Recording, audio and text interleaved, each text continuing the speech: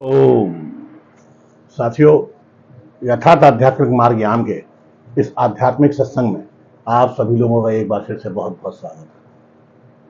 मैं हूं प्रवीण। साथियों, हम लोग आध्यात्मिक दृष्टिकोण से समाज को, संसार को समझने का प्रयास कर रहे हैं। ये मेरा प्रयास इसलिए है कि वास्तविकता में ईश्वर को पाने का रास्ता क्या है। जब जब मनुष्य ईश्वर को, खुदा को, उस वाहे गुरु को, गॉड को पाने के लिए आगे बढ़ेगा, जब भी उसको उसकी जरूरत महसूस होगी, उसको इसी रास्ते पर ही आगे बढ़ना पड़ेगा। साथियों, ये जो ईश्वर को पाने का रास्ता है ना, ये योग पथ है। दूसरे शब्दों में इसको कर्म पथ भी कहा जाता है। कर्म पथ भी कहा जाता है और कर्म पथ और योग पथ मिला के कर्म योग भी कहा जाता है। बिना कर्म करे ईश्वर को नहीं पाया जा सकता। तो इस रास्ते पर,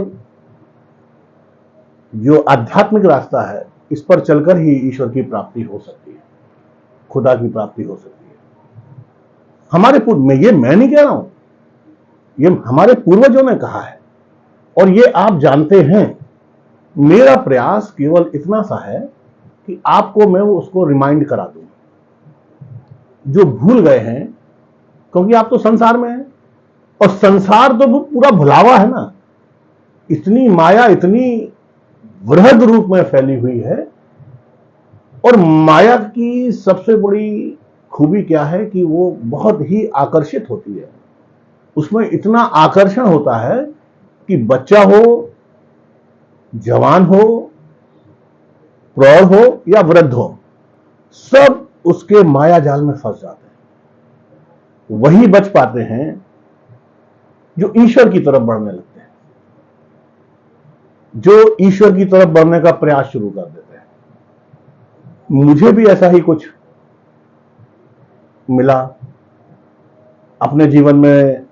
वो आगे मैं बताऊंगा कि कैसे क्या सफर मेरा शुरू हुआ था, लेकिन मेरे को वो स्थिति मिल गई।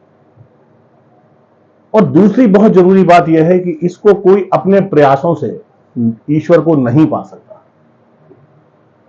कोई भी अपने प्रयासों से ईश्वर को नहीं पा सकता। यदि वो सोचता है कि वो जो कर रहा है वो बिल्कुल सही कर रहा है और वो ईश्वर को प्राप्त कर लेगा, ऐसा नहीं। ऐसा पिक्चरों में होता है, सिनेमा में होता है, टीवी सीरियल में होता है। वास्तविकता में ऐसा नहीं होता।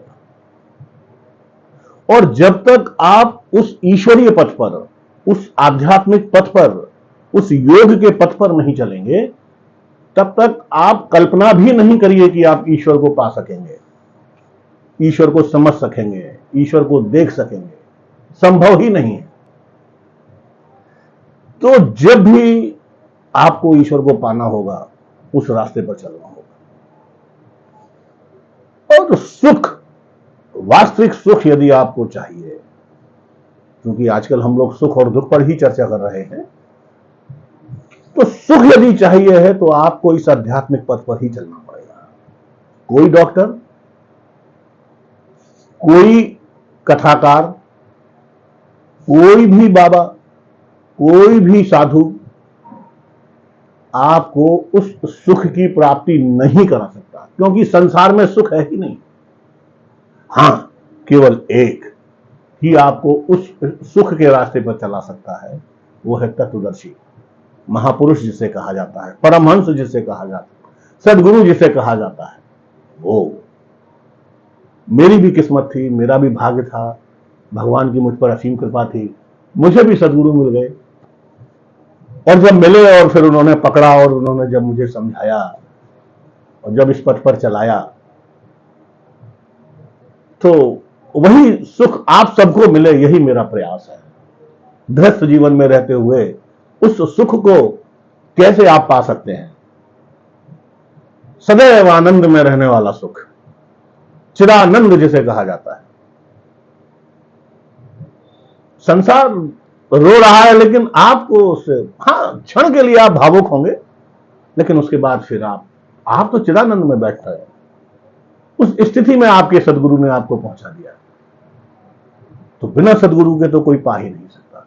और उस असीम आनंद जिसकी कोई पराकाष्ठा ही नहीं है, कोई समझ ही नहीं सकता वो आनंद क्या है, वो सुख क्या है।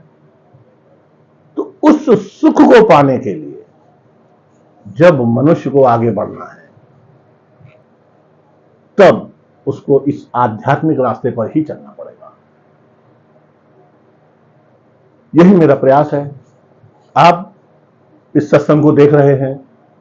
यह सत्संग यदि आपको अच्छा लगता है तो आप इसको लाइक करें, सब्सक्राइब करें, शेयर करें, क्योंकि आपके माध्यम से भी लोगों को यह रास्ता मिलेगा। और इस रास्ते पर यदि कोई चल गया, उस ईश्वरीय पथ पर, उस योग के पथ पर, उस कर्म पथ पर, उसका जो पुण्य है वो तो पुण्य करेगा ही, वो तो मोक्ष की तरफ जा रहा है। लेकिन उसकी वजह, आपकी वजह से चूंकि उसको मिला, तो आपको जो पुण्य मिलेगा ना, वो आप इस संसार में अर्जित कर ही नहीं सकते। आप कितने मंदिर घूमिए, कितने तीर्थ करिए, कितने कुंभ नहाइए, उस पुण्य की प्राप्ति की जो कीमत है वो आप सोच ही नहीं सकते। और वही पुण्य के पुंज जब इकट्ठे होंगे तो आपको भी प्रेरणा मिलने लगेगी। प्रेरणा तो ईश्वर ही देते हैं, भगवान देते हैं, खुदा ही देता है। प्रयास आपको करना पड़ता है। तो यदि आपको अच्छा लगता है और आप चाहते हैं कि और लोगों का भला हो आपके माध्यम से, तो उसे लाइक करें, शेयर करें और सब्सक्राइब करें। आज यहीं पर विश्राम लेते हैं। कल फिर अगले सत्संग में मुलाकात होती है। तब तक आप लोगों का दिन बहुत शुभ हो, इसी कामना के साथ। ओम।